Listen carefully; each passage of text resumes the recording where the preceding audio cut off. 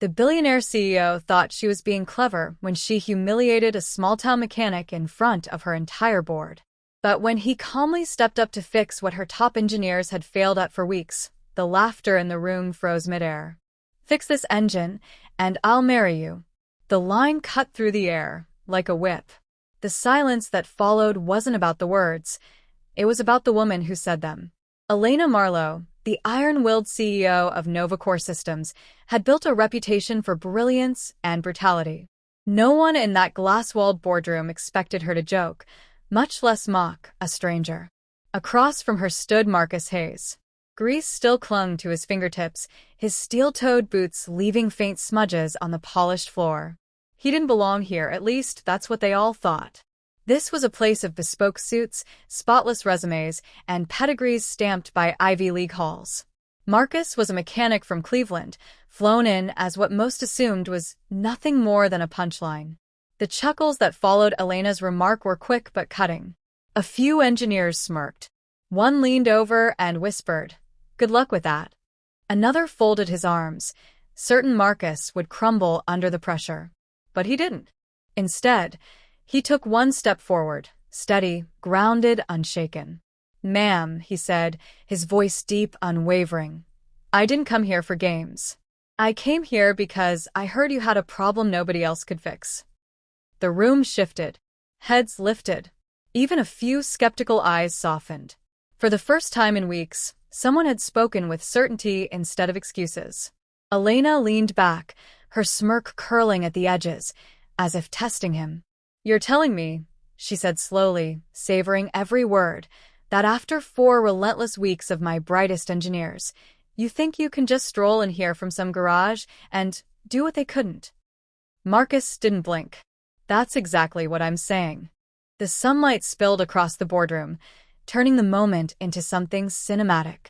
Behind him, the prototype engine sat waiting, half-gutted, wires spilling, the same machine that had broken the will of her finest minds. And that's when the question surfaced, the one no one in the room wanted to ask out loud. What if the man they mocked was the only one who could actually save them? Because what happened next would silence every doubt. The engine sitting in the center of the boardroom was supposed to be the crown jewel of Novacore Systems. Sleek, futuristic, the kind of machine that was meant to stamp the company's name into the history books. More efficient, more powerful, a design that promised to change everything. But behind the marketing hype was a humiliating truth. It had never worked. Each test ended the same: sparks, stalls, and silence. Elena broke the tension with a sharp command. "All right then, Mr. Hayes. Show us." Her voice dripped with the certainty of someone who already knew the outcome. Around the table, engineers exchanged smirks, whispering under their breath. This wasn't a demonstration, it was a setup. They were waiting for him to crash and burn. But Marcus didn't flinch. He moved toward the prototype with steady hands, pulling a small, worn toolkit from his bag. His steps weren't rushed. Every movement was calm, deliberate, like a man who had done this 1,000 times before. One of the senior engineers, tall with wire-rimmed glasses, sneered just loud enough for others to hear. "This is a waste of time. He doesn't even know the specs." Instead of firing back, Marcus lifted his head and replied evenly, "Engines speak the same language, sir. Some of you just haven't learned how to listen." The words landed with a quiet force. No arrogance, just conviction. For a moment, the whispers died. Even Elena leaned forward slightly, caught off guard by the certainty in his voice. That flicker of curiosity unsettled her. Because curiosity, when pride is on the line, has a way of turning into something sharper. Elena Marlowe wasn't a woman who liked being surprised. People assumed she was born into wealth, that success had been handed to her. They were wrong. She grew up in Amarillo, Texas, the daughter of a math teacher and a mother who dragged herself through night shifts at a hospital. Money was tight. Dreams were tighter. Her childhood wasn't country clubs and dance lessons. It was fluorescent-lit kitchens, overdue bills, and the rattle of her mom's old car refusing to start before sunrise. What set her apart wasn't privilege. It was hunger. The kind of hunger that burns hotter when the world doubts you. And now, staring at this mechanic with dirt still on his boots, she felt a strange echo of the fire that once lived in her. But would she let that echo turn into respect? Or would pride crush it before it had the chance? Because what Marcus was about to do next might just rewrite everything they thought they knew. Elena was wired for restlessness. Even as a young woman, she couldn't sleep knowing someone out there might be working harder than her. She clawed her way into Arizona State, taking on engineering courses while grinding through 2 jobs just to stay afloat. And in that pressure cooker, she discovered a truth. If she wanted to rise, she had to outthink, outwork, and outlast everyone else. And she did. At Skyline Tech in Dallas, she became the name whispered in boardrooms. Surrounded by men twice her age, she never blinked. When her designs were brushed aside, she stayed up through the night reworking them, only to return the next morning sharper, bolder, unwilling to quit. Promotions came quickly. Respect? That took longer. But she earned it the only way she knew how, by forcing it.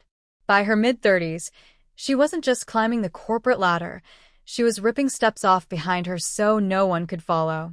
So, when Nova Core Systems offered her the wheel of a company daring to rewrite the future of energy, she didn't hesitate. Renewable power systems, next-gen engines, it was everything she craved.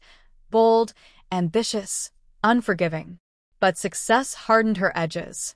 At 42, her reputation preceded her everywhere she went. Investors adored her because she never failed to deliver. Competitors despised her because she never flinched. And employees? They feared her sharp tongue more than failure itself. Elena never called it cruelty, she called it efficiency. You delivered or you disappeared. So when someone suggested bringing in a mechanic, she scoffed. Nova Core had the brightest minds, the most polished resumes, the kind of engineers companies fought over. If they couldn't fix the prototype, what hope did a man from a Cleveland garage have? When her assistant mentioned the name Marcus Hayes, Elena almost laughed. And yet, ego is a tricky thing. Something in her refused to dismiss it completely. Maybe it was pride. Maybe it was curiosity. Or maybe it was the faint, dangerous thought that the man she overlooked might be the one to expose a weakness she swore she didn't have. Because what Marcus carried into that room wasn't just a toolbox. It was a chance to shake the empire she built. And once the first bolt turned, nothing would ever look the same. Kindly do us a quick favor. Please hit that like and subscribe button if you're touched by this story. Your support keeps us creating and sharing more powerful stories as this one. Thank you. Now, let's get back to our story. Elena treated the entire moment like a stage play, a chance to flex her authority. Let the mechanic try, let him stumble, and the failure would only cement her rule. That's why her mocking words rolled so easily off her tongue. To her, it wasn't just a meeting. It was theater, a demonstration of control. Yet as she leaned back in her chair, eyes locked on Marcus unpacking his tools, a memory slipped in uninvited. Her father, years ago, hunched over the hood of their worn station wagon. Hands black with grease, eyes burning with determination, explaining every little part as if it were a secret worth guarding. She remembered standing on tiptoe just to see, nodding along though she barely understood. For a moment, the echo of that memory softened her. Then she pushed it down. Sentiment had no place here. She wanted Marcus to fail. Not because she cared about him, she didn't, but because his failure would remind everyone why she ruled this room. Her empire thrived on intellect and discipline, not chance and luck. But here's the twist. Sometimes the very stage you build for another's downfall becomes the stage for your own reckoning. And while Elena thought this moment would prove her power, she had no idea the story was about to flip in a way none of them could predict. Because while her world revolved around boardrooms and deadlines, his was forged in the hum of an old garage on Jefferson Street in Cleveland, a place where respect wasn't demanded, it was earned. For 3 generations, that weathered little shop had been the heartbeat of its neighborhood. And that's where Marcus grew up. His childhood wasn't about toys or Saturday morning cartoons. It was the clink of socket wrenches, the sharp scent of motor oil, and his grandfather's blues humming under the hood of an old car. By 10, he could change a tire quicker than most adults. By 16, he could rebuild an engine block like it was second nature. School wasn't his battlefield. He passed his classes, sure, but his real lessons came in the garage: patience, precision, and pride in a job done right. Teachers urged him to aim higher, but Marcus never thought there was anything small about helping someone keep their car alive when they couldn't afford another. After high school, he stayed put in Cleveland, shoulder to shoulder with his father at the shop. Life was tough: bills piling, customers late with payments, weeks where new tools meant skipping groceries. But quitting? That wasn't in his blood. He kept showing up, kept turning wrenches, kept solving the problems others walked away from. And that's the thing about Marcus: he didn't just fix machines, he listened to them. He listened to people too. When someone said, "It makes a clunk-clunk sound," he didn't laugh. He leaned in. When a worried parent swore something was off, he took them seriously, even if he couldn't see it yet. That kind of patience builds trust. And trust travels. One afternoon, that trust reached farther than he ever imagined. A NovaCore Systems junior engineer, home visiting family, watched Marcus diagnose and fix a car problem that had stumped 3 other shops in under an hour. And that chance encounter would set in motion something Marcus never saw coming: the call that would put him face to face with the empire of Elena Marlowe. That engineer noticed something different in the way Marcus worked. No panic, no wasted motion, just calm hands, sharp eyes, and a rhythm that felt more like art than labor. He went back and told his supervisor, "This guy thinks like an engineer but fixes things like a craftsman." When the call from NovaCore came, Marcus almost hung up. Why would a billion-dollar tech firm care about a man with grease under his nails and no degree to hang on a wall? But the voice on the line wasn't casual, it was urgent. Against his instincts, he said yes. The drive to San Francisco was long and unglamorous.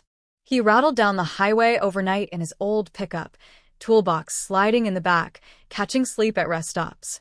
By the time he pulled into NovaCore's headquarters, his shirt was wrinkled, his boots carried dust, but his focus was razor sharp. Inside, the world couldn't have felt more different. Silent glass doors, marble floors polished like mirrors, walls that gleamed with wealth. Eyes followed him, measuring the mismatch between his worn clothes and their tailored suits. But Marcus didn't shrink. He'd rebuilt engines tougher than anything in this tower, and he knew it. That was the thing about him. He wasn't here for applause. He wasn't here to fit in. He was here because someone asked for help, and helping was what he did best. Still, when the laughter met him in the boardroom, it stung. Not because he doubted himself, but because he'd heard that laughter before. From teachers who thought he'd fail, from customers who underestimated him until the engine roared back to life. It was never new, just another test. And tests. Tests sharpened him. The prototype waited in the middle of the room, half-stripped, wires hanging loose, bolts scattered across the table, burn marks branding its last failed attempt. Elena Marlowe stood with arms folded, her voice sharp as glass. "Mr. Hayes, I'll be frank. You're here because my assistant insists you have some unique approach. But this machine represents 4 years of work, hundreds of millions in investment, and the sharpest minds in the field. None of them could solve it. So forgive me if I don't place my faith in a man who changes spark plugs for a living." A few engineers chuckled. The air was thick with doubt. But Marcus didn't look up. His eyes stayed locked on the broken engine, as if he could already hear it whispering secrets they had all missed.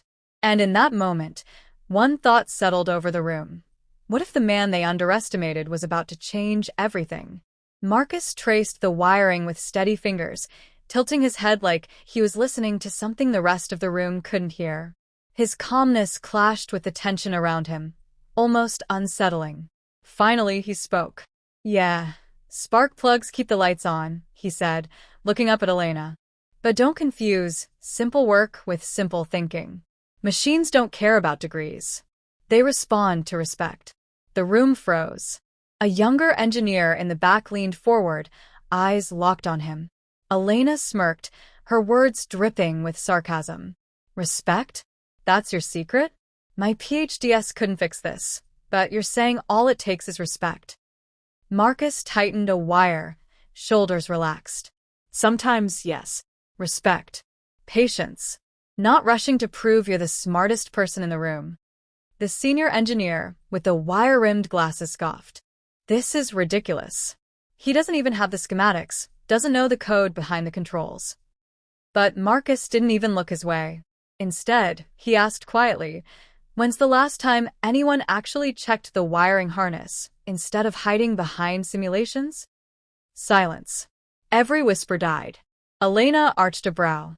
And what exactly are you implying? I'm saying not every problem is complicated, Marcus replied evenly. Sometimes the answer is staring you in the face, but you're too busy chasing theories to see it. A ripple of discomfort spread across the table. Elena's jaw tightened, though her smirk remained. Then she raised her voice, sharp enough for everyone to hear. Fine. If you can fix this engine here and now, I'll marry you. Gasps. Nervous laughter. Engineers exchanged wide-eyed looks, unsure if she was joking. Her voice carried that mocking edge that dared anyone to call her bluff. Marcus straightened, his gaze steady. Careful what you promise, ma'am. Words have a way of circling back. The room went still. No one expected him to answer with that kind of quiet confidence. Elena tilted her head, keeping her grip on the room. All right then. Show us. Impress me. Marcus drew a slow breath, then knelt beside the broken prototype. He reached for a wrench, every movement deliberate, precise. And in that moment, the question that hung in the air was simple. Was this about to be another failure, or the start of something none of them could stop? She's right, look at him, the young woman whispered, leaning toward her colleague. He's not even hesitating. The older engineer shook his head. He's bluffing. Watch, he's about to make a fool of himself. But Marcus didn't hear them. Or maybe he just didn't care. His hands moved with calm certainty, tightening a bracket here, rerouting a wire there. He treated the prototype the same way he treated every broken-down car back home, like it deserved his full attention. And that's when something rare flickered across Elena's face, a trace of doubt. Just for a second. But doubt is a dangerous thing when your reputation is built on always being right. Every gaze in the room followed Marcus as he crouched lower, the silence pressing and heavy. He flicked on a flashlight, the beam sliding across the tangled wiring. Too tight, he muttered under his breath. You're choking the current.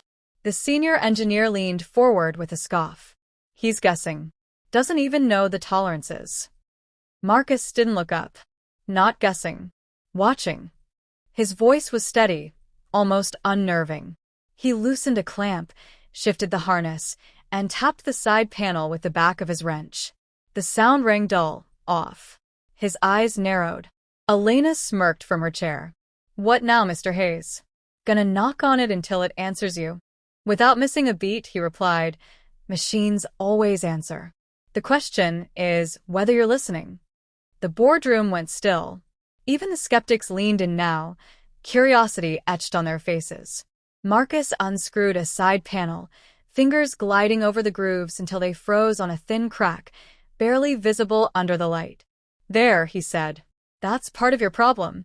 A fracture this small throws the whole system off. Pressure drops, everything chokes before it can stabilize. One of the younger engineers shot to his feet, eyes wide. How did we miss that? Marcus glanced up briefly. Because you were looking for something complicated. And the real trouble was hiding in plain sight. The words hit harder than he knew. And as he reached for a spare part abandoned in Nova Corps' last failed attempt, the question hanging over the room was no longer if he'd find the fix, but what would happen once he did. Marcus clipped the harness into a cleaner line, his movement steady, precise, no rush, no wasted motion. Every adjustment felt intentional, like he already knew what the machine needed. Elena tapped her pen against the table, her tone sharp. Even if you're right about that crack, it doesn't explain why the software kept stalling. He wiped his hands on a rag and finally looked up. Because the system wasn't confused, it was misled. The wiring was feeding the sensors the wrong signal. The computer didn't know what it was hearing. The room froze. A hush fell so thick that even the air conditioner seemed quieter. Marcus stepped back and nodded toward the controls. "Try it now." The senior engineer scoffed. Pointless. "We've done this 100 times." Marcus's eyes stayed calm. "Then once more won't hurt." That rehook pulled every eye back to him. Elena raised a brow, lips curving into a smirk, as if she were already rehearsing her sharp remark. Fine. "Start it." One of the younger engineers pressed the panel. The machine sputtered, coughed, and whined, the same broken song they'd heard for weeks. Elena leaned forward, ready to cut him down. But then something shifted. The sound deepened, leveled, and steadied into a strong, rhythmic hum. The prototype was alive, running smoother than it ever had. For the first time, the silence in that boardroom wasn't from doubt. It was from disbelief. And what none of them realized yet was that this moment wasn't just about fixing an engine. It was about to change the balance of power in that room forever. The youngest engineer leaned forward, eyes wide. "It's running. It's really running." Gasps rippled through the boardroom. Men and women who had poured weeks into failed tests now stared at the humming machine as though it had just defied nature itself. Elena's smirk faded, her pen frozen in mid-tap. Marcus stood with his arms folded, steady and unshaken. "All it needed," he said evenly, "was someone willing to listen." The engine purred on, smooth and alive, mocking every doubt that had circled him minutes before. Engineers rushed closer, scanning the readings, whispering to each other in disbelief. One turned back toward Elena, shaking his head. "He fixed it. Completely." For a long stretch, silence held the room hostage. Then Marcus broke it with a calm reminder. "Degrees don't fix engines. Respect does." That line cut through the air sharper than the machine's hum, pulling every eye back to him. Elena locked her gaze on him, her confidence slipping for the first time in years. She had built her empire on control, on always being the sharpest voice in the room. But now, before her entire team, the man she dismissed had done what her brightest couldn't. And sometimes the silence after a win echoes louder than the win itself. The steady rhythm of the engine carried that truth, each beat hammering it deeper. The dam finally broke. Engineers who once scoffed at Marcus now crowded the prototype, muttering in disbelief. "It's stable, voltage balanced. How did we miss this?" Even the senior engineer whispered, his voice heavy with shame. "Weeks of simulations, and he sees it in minutes." Marcus didn't gloat. No smirk, no boast. Just quiet composure, arms crossed, expression calm. For him, this wasn't about proving anyone wrong, it was about doing the job right. But for Elena, it was different. Her eyes stayed locked on the engine, her mind spinning. Every instinct screamed at her to seize control again, yet she couldn't. Not with the truth humming in front of her, undeniable and alive. One of the younger engineers leaned toward him, still stunned. How did you catch it so fast?" Marcus's lips curved in the faintest smile. "Machines don't lie. People do. We complicate what doesn't need to be complicated." But a machine? "It tells the truth, if you're patient enough to listen." The words landed like a weight. Engineers exchanged glances, as if hearing something they should have learned years ago. Elena finally spoke, her tone lower than before. "You make it sound so simple."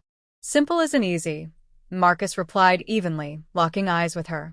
"That's the mistake most people make." That rehook froze the room all over again.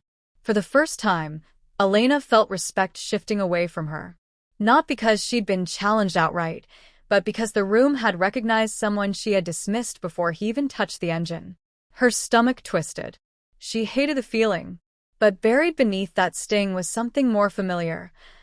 A reminder of the times she herself had been laughed at, doubted, written off. Now she was standing on the other side of that story. The irony wasn't lost on her. The senior engineer cleared his throat, desperate to redirect the moment. "Well, clearly this is useful input. Perhaps Mr. Hayes could, consult with us." But the words felt thin. Everyone knew this wasn't input. It was a revelation. Marcus nodded once. "I'll help where I can. But let's be clear, This wasn't luck. It was attention. You'd be surprised what you find when pride isn't in the way. A few heads dropped. Pens scratched at notepads, as though trying to trap a lesson no textbook had ever taught. Elena's throat felt dry. She wanted to remind the room she was still the CEO, still the one with the power. But the words never came, because what had just happened wasn't about rank. It was about truth. And truth doesn't just ask to be seen, it demands change. When the meeting finally broke, no one rushed out. The engineers lingered around the prototype, replaying every detail. For once, they weren't debating equations. They were reliving how one quiet man had shifted their world in under an hour. Elena stayed rooted at the head of the table, her pen lying forgotten. Her thoughts replayed every mocking word she'd thrown, every laugh, every silence that followed when he proved her wrong. She glanced at him as he packed up. No smirk, no gloating, just steady hands, putting his tools back in order. The kind of man who never needed to say, "I told you so." The work had already spoken for him. At last, Elena spoke. "Mr. Hayes." He lifted his head, calm as ever. "Yes, ma'am." For the first time all day, her voice wavered. "I misjudged you." Marcus tilted his head, a faint smile tugging at his lips. "You wouldn't be the first." The reply stung sharper than any rebuke. In that instant, she understood how many times men like him had been dismissed, not for lack of talent, but because people like her never bothered to look deeper. She leaned back, letting out a slow breath. "What you did today, it embarrassed me." A few engineers stiffened, bracing for her bite. But her tone softened. "Not because you made me look small, but because you reminded me how small I was acting." That rehook stunned the room into silence. Engineers exchanged glances, caught off guard by the honesty in her words. Marcus studied her for a beat, then gave a quiet nod. Sometimes the toughest engines to repair aren't the ones sitting on the table. The line landed harder than she expected. For the first time in years, something cracked in the armor she carried, just enough for humility to slip in. She didn't apologize. Not yet. But something had shifted. As Marcus packed up his tools and headed for the door, the young engineer who had been watching him with wide eyes finally spoke. "Mr. Hayes, thank you." He gave a single nod, then walked out, leaving behind more than a humming engine. He left a lesson they'd carry far longer than the sound of its steady rhythm. Elena remained seated long after the others drifted out. The steady hum of the engine pressed through the floor, reminding her it wasn't just running. It was speaking. Speaking a truth she had ignored for too long. Titles, money, degrees meant little if you stopped paying attention. Later, when the board reconvened to decide next steps, she startled them. No charts. No projections. No polished investor talk. Instead, she began with a line no one expected. Sometimes the answers we're searching for don't come from the top. They come from the places we're too proud to look. That rehook shifted the room. Some engineers nodded slowly, others froze in silence, but everyone felt the weight of it. Because this wasn't just about a mechanic reviving a machine. It was about pride colliding with humility. About respect cutting deeper than arrogance. About remembering that wisdom doesn't always wear a suit or flash a diploma. Marcus Hayes had walked into that boardroom as the outsider, the man no one trusted. He walked out as the one who reminded them all that patience and respect repair more than engines. They repair people. And here's the truth that lingers. Never dismiss someone's work just because it looks different from yours. Because the person you overlook today might be the one who saves you tomorrow. If this story struck a chord, like, share, and subscribe for inspiring stories.